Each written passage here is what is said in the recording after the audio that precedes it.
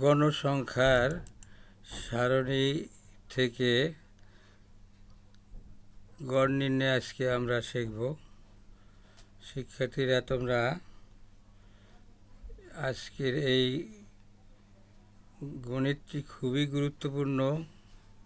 এই গণিতটি সম্ভবত অষ্টম শ্রেণী থেকে দশম শ্রেণীর মধ্যে সবারই আছে, কাজেই তোমরা গুরুত্ব সহকারে পাঠটি দেখবা এবং লাইক, কমেন্ট, শেয়ার করে অন্যান্য শিক্ষার্থীদেরও দেখার সুযোগ করে দিবে। আমি অনেক সময় নিয়ে এই ক্লাসগুলি বানাই। তোমরা যদি আমাকে একটু শেয়ার দিয়ে উৎসাহিত না করো তাহলে কীভাবে হয়? তো দেখো, আজকের অঙ্কটা 40 জন শিক্ষার্থীর কোনো এক বিষয়ে প্রাপ্ত নম্বর হলো এই দেওয়া সারণীটি দেওয়া আছে। এই সারণী ব্যবহার করেই আজকে গড় নির্ণয় করতে হবে। তো সাধারণত পরিসংখ্যান থেকে গড় নির্ণয় দুই ধরনের। একটি হলো সারণী থেকে গড় নির্ণয় লেখা থাকে, আরেকটি হলো সারণী থেকে সংক্ষিপ্ত পদ্ধতিতে গড় নির্ণয় করো। তো আজকে আমি সংক্ষিপ্ত পদ্ধতিতে গড় নির্ণয় করব না, এর পরবর্তীতে আমি তার সমাধান করব। আজকে আমি সাধারণত সহজ থেকে ক্রমশ কঠিনে যাই। এবার লক্ষ্য করো, আমি একটি ছক আঁকলাম। ছকটি শ্রেণীব্যাপ্তি, শ্রেণীর মধ্যমান, গণসংখ্যা এবং শ্রেণীর মধ্যমান ইন্টু গণসংখ্যা। অনেকে এই গণসংখ্যা আগে লেখে, পরে শ্রেণীর মধ্যমান লেখে, কোনো সমস্যা নাই। এটা আগে পরে কোনো সমস্যা নাই, হইলেই হইল।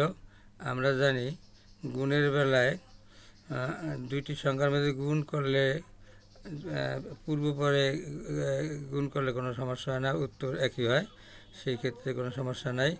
এবারে সে মধ্যমান সাধারণত মধ্যমান xi আর গণসংখ্যা হলো fi। আমি পরবর্তী সারণীতে আঁকছি, এটা হলো ঠিক আছে। একটু লক্ষ্য করো, এই সারণীটি দেওয়া আছে এইভাবে, এর গণসংখ্যা দেওয়া আছে। তো এবারে আমি মধ্যমানটা দেখাবো এই পেজে।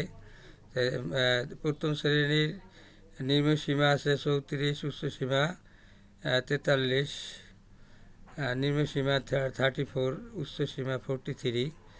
এই দুইটাকে যোগ করব।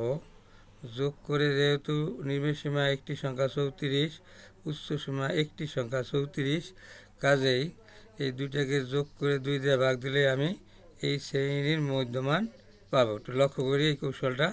তাই সূত্রটা হলো নিম্ন সীমা যোগ উচ্চ সীমা ভাগ 2 সমান শ্রেণীর মধ্যমান। তা নিম্ন সীমা আর উচ্চ সীমা এই দুটো যোগ করলে পাবো হলো কত? 77। এই 77কে 2 দিয়ে ভাগ দিলে হয় 38.5। এটা হলো শ্রেণীর মধ্যমান, যা এই স্থানে, যার অবস্থান হবে এই স্থানে। লক্ষ্য করি 38.5। এখন যেহেতু শ্রেণী ব্যবধান 10, এক শ্রেণী থেকে আর এক শ্রেণী ছোটো থেকে বড় গেলে ক্রমশ 10 যোগ হইব। তাই 38-এর লগে যদি 10 যোগ করি, তারপরেরটা পাবো আমরা 48.5। আমি পরের পেজে দেখাইতেছি।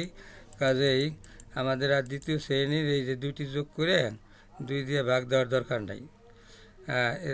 44 যোগ 53 যোগ করে যা পাবো তার 2 দিয়ে ভাগ দিলে এই 48.5ই হবে। আর এই উপরের শ্রেণী, প্রথম শ্রেণীর সাথে 10 যোগ করলে যা হয় দ্বিতীয় শ্রেণীর মধ্যমান।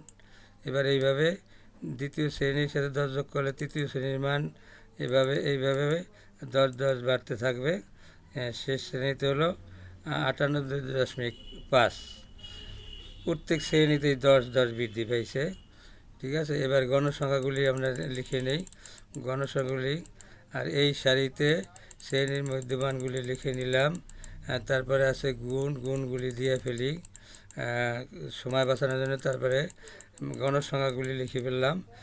এবারে সমানগুলি দিয়ে ফেললাম। এবারে প্রথম শ্রেণীতে গুণ করে পাবো, যা তা এনে লিখব। তো গুণ করে পেলাম এই 38.5 সাইড দিয়ে গুণ দিলে হয় 154, 154। দ্বিতীয় শ্রেণীতে যদি আমি 48 দশমিক মধ্যমান 48.5 এই গণসংখ্যা দ্বারা গুণ দেই, ঠিক আছে, যেহেতু লেখাই আছে যে মধ্যমানের গণসংখ্যা ওই শ্রেণীর গণসংখ্যা দ্বারা গুণ করতে হবে।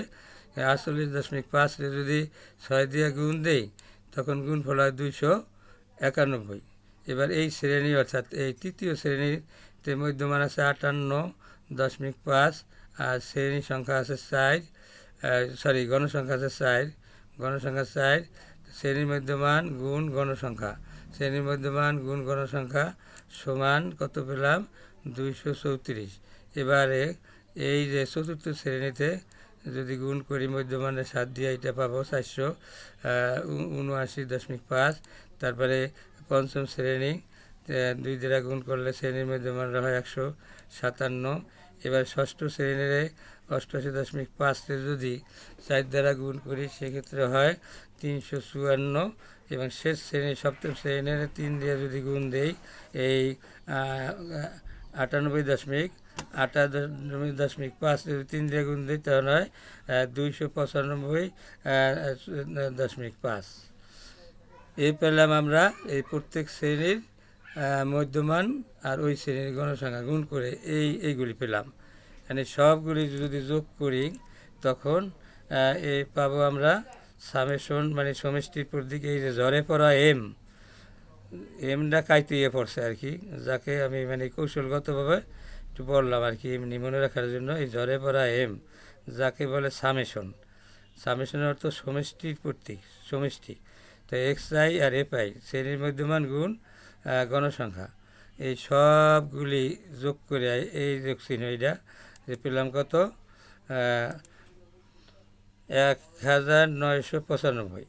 এই 1995 যদি আমি মোট গণসংখ্যা দ্বারা ভাগ দিই তবে আমাদের নির্ণয়ে আজকে সারণীকৃত গড় পাবো। তাই হইল এইটা ছিল সামেশন XI FI ডিভাইডেড মোট গণসংখ্যা 40। তাই লিখলাম যোগফল হলো 1965